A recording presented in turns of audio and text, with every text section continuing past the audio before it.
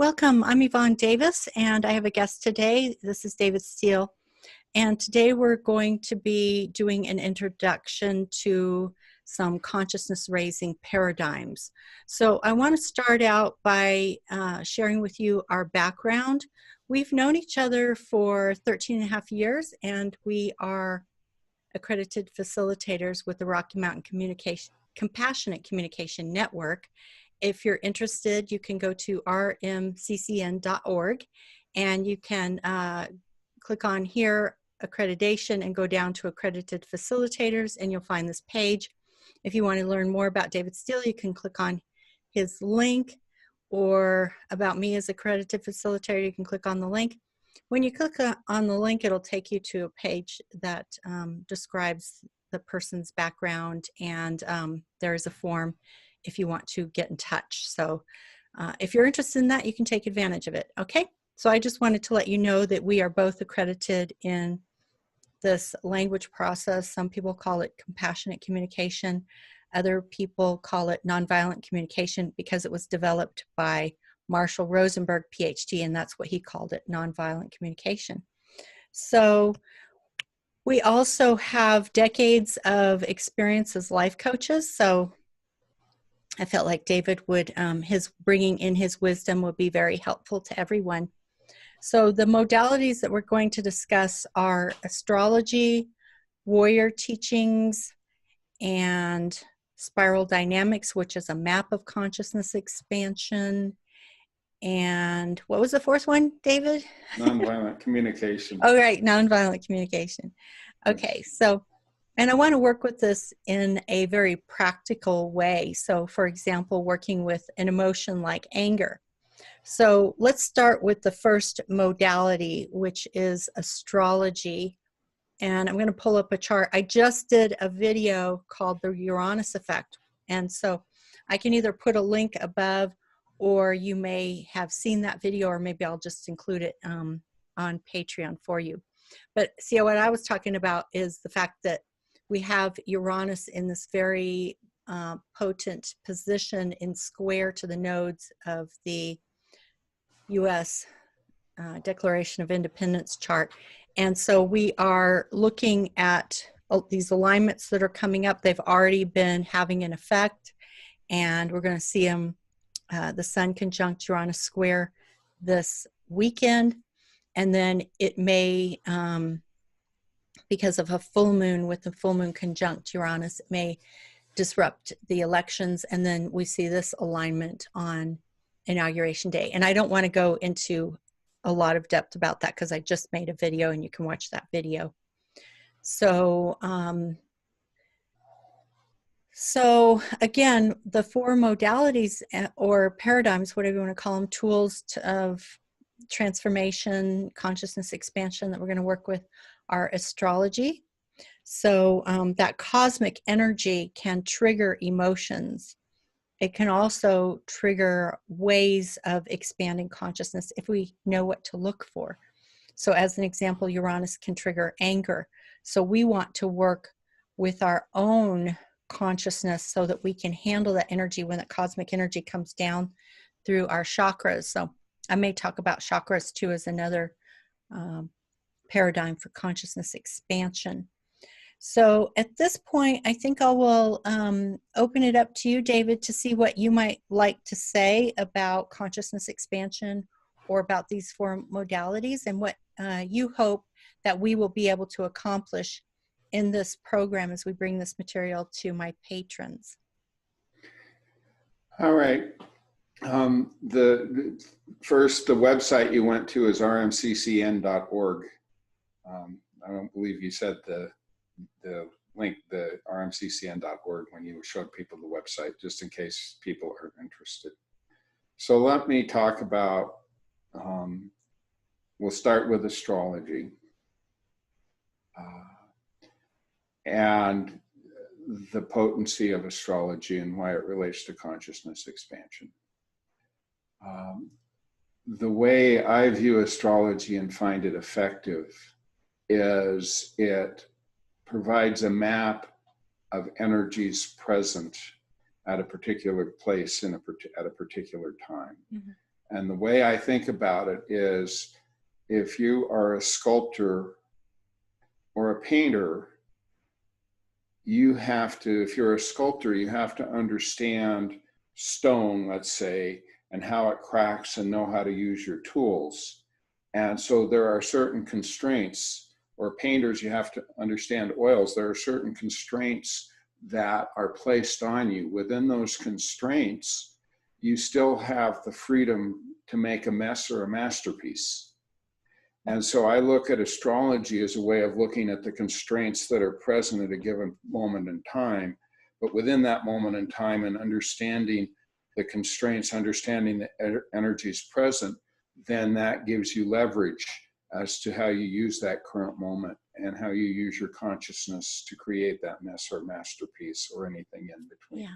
So that's how I view astrology and why I think it's important. Yeah, that's a good way of describing it. I often describe it as the cosmic curriculum, so that we can see, it's like an Right. organizing principle. We can see where to focus our consciousness so that we can learn whatever lessons need to be learned. For example, learning the lessons of Uranus, which is about disruption and unpredictability, because it keeps us on our feet, which is one of the lessons in the warriors' teachings about staying, fluid, flexible. So the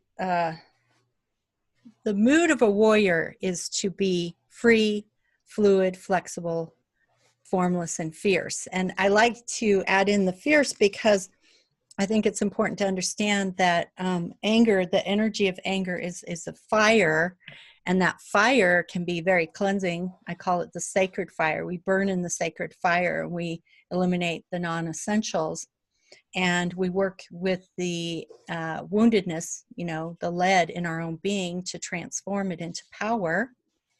And so that fire is really important to motivate us, but we often call it anger.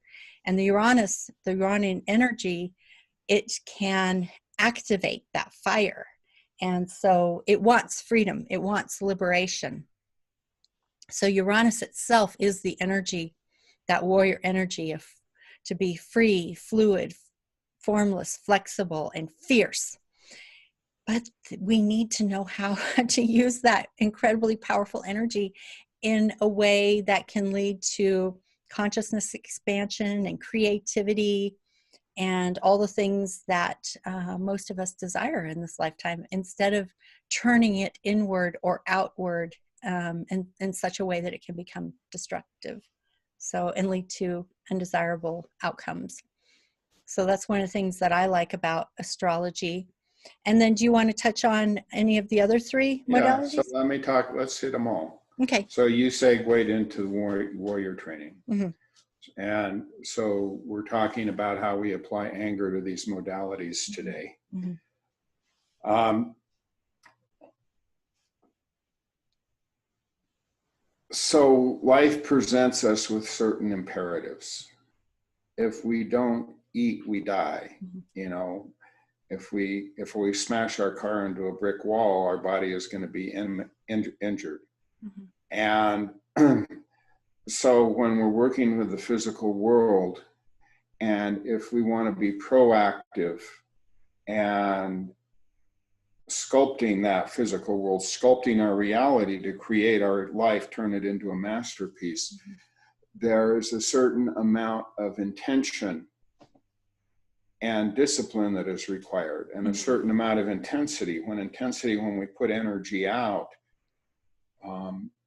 that energy mixes with our external environment to help shape our world. Mm-hmm. So the warrior trainings, and I would include martial arts in the warrior trainings, mm-hmm. they teach us a discipline. They teach us how to take the energy that's nebulous and chaotic and really focus it in an intentional way to manifest a specific result. So mm-hmm. that's why the warrior trainings are really important. Mm-hmm.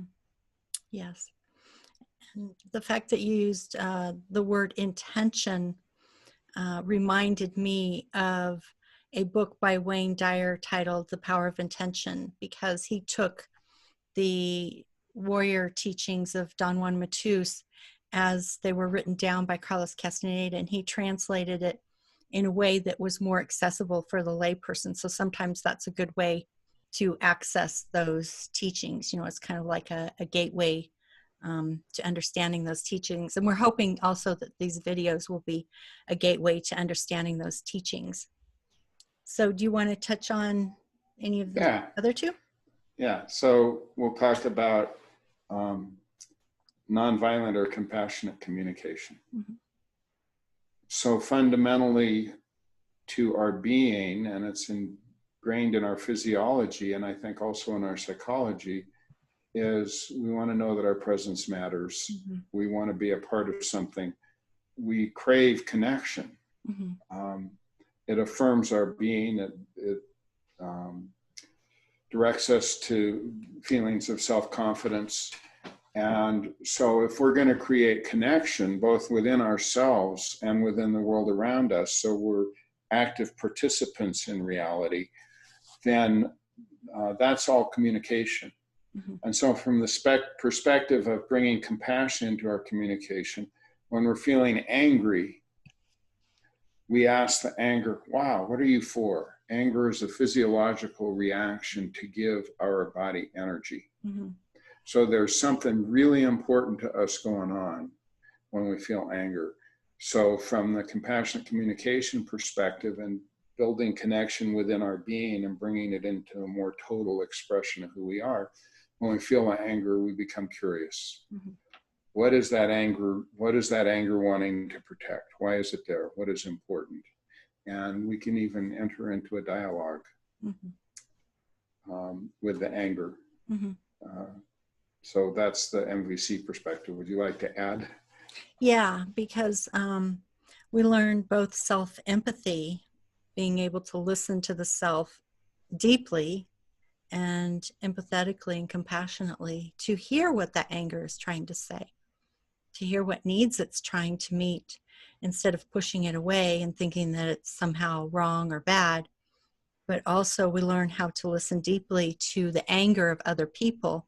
And so when we work on the skills of this language process, which is needs-based and feelings-based, and we really listen deeply to the feelings, for example, the feelings of anger, to the self and what needs the self is longing to meet, and then listen to the anger of other people and what needs they are trying to meet, and understand that when you really truly listen to feelings and needs, there's no judgment, because you can't really judge a feeling. It just is, you just feel what you feel.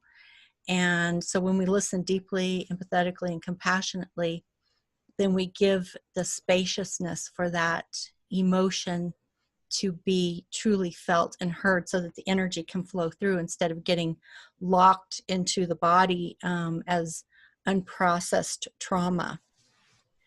And so that's partly what we're trying to do here as well, is to use this paradigm, this language process of feelings and needs, to be able to hear our own feelings and needs empathetically, and then to be able to hear other people's feelings and needs empathetically, such that we can create that connection instead of separation, because the separation often leads to violence, and that can be very painful and cause so much suffering. So do you want to touch on the fourth one now, which is spiral dynamics? Okay. Spiral dynamics. So spiral dynamics is a model that looks at what the dynamo, what the engine, what the piston is that propels evolution. And it looks at it as an interaction between yin and yang, if you like the Chinese way of looking at it, between male and female, and specifically between communal and individual. And so you would say that the communal is the female yin, the individual is the male yang. And it's the interplay between both of those and the striving for balance between the individual and the communal that propels evolution in the spiral dynamics model. So when we talk about anger in general, we're going to talk about being on a spiral dynamics level known as red, which maybe we'll go into in another video in depth. Mm-hmm. But it's all about asserting individuality mm-hmm. and discerning what's mine to do and what's not mine to do, and standing up for what I truly believe in, finding the courage of my convictions mm-hmm. So that I can proceed without being hampered by fear. Mm-hmm. So that is how we would look at anger from the spiral dynamics perspective. Yeah. So one of the things I'd like to add to that is that I had done some videos on my YouTube channel, which I'm sure I also posted on Patreon, but we'll go into more depth about this. It's a consciousness, it's a map of consciousness expansion and evolution. And so there are two basic tiers. The first tier is where you move up the levels, but you end up judging those below you. And then tier 2 is called integral, in which you're able to integrate all the levels in the first tier without judging. Because what we learn in tier 2 integral is that we actually need all of the levels. So that's just a basic overview, and we will be discussing, going into depth about different topics so that you can really start to work with this material. And we will also be having group Zoom sessions so that people can come together and be able to talk in real time, to ask questions, to have conversation, and to hear, what other people are thinking and feeling, and to work with that material as well.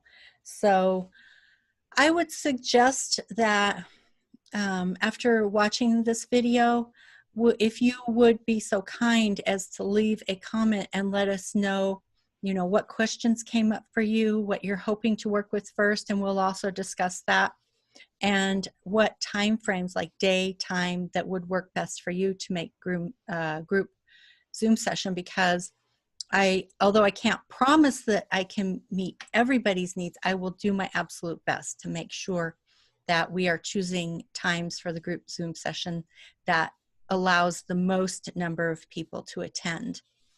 So David, do you have any thoughts about what you think should be our first topic for when we start the teachings? Oh, what a great question. First of all, we very easily just skimmed over a year's worth of material. Yeah. Because each of the 4 things that we talked about goes very deep. Yes. And I think let's see what kind of response we get from the viewers. Because let me just say that we are in extraordinary times as a species, and I believe we're metamorphosizing. And all of this stuff is really essential to that metamorphosis. So we can reinvent ourselves as a new kind of global being that cares for the environment, that cares for one another, but does it in a way that really honors autonomy and gives space for individual freedom of expression. Yeah. And so, it might also be events in the world that determine what we do next, because something might just really be pertinent to something that just happened in the news. So those are my thoughts. Okay. All right. All right. So I will just sum it up by saying that we touched on 4 modalities or paradigms or transformational tools, whatever you want to call them. So that was the astrology, the warrior teachings, nonviolent communication, and spiral dynamics. And again, we may be adding more as time goes by if it feels relevant. So again, please leave your comments and questions below. And if you know the days and times that would work for you, please do that as well. That will be very helpful to us in terms of scheduling group Zoom sessions. And also, I want to give a hopeful message at the very end, which is, I believe that we have actually entered the age of Aquarius, and we are doing the work right now that we need to bring about this incredible experience for humanity. All right, so any last words as we say goodbye, David? I would say that the general attitude that all of this evokes in me is gratitude. So for those of you who are watching this video, just my heartfelt thanks, because we both love talking about this stuff and sharing it with people, which means there has to be people with us for us to share it with. So thank you very much for watching this whole little introductory video. Yes, and I second that. Thank you so much for joining us and doing this work with us. And we will see you again in the next video. Bye-bye.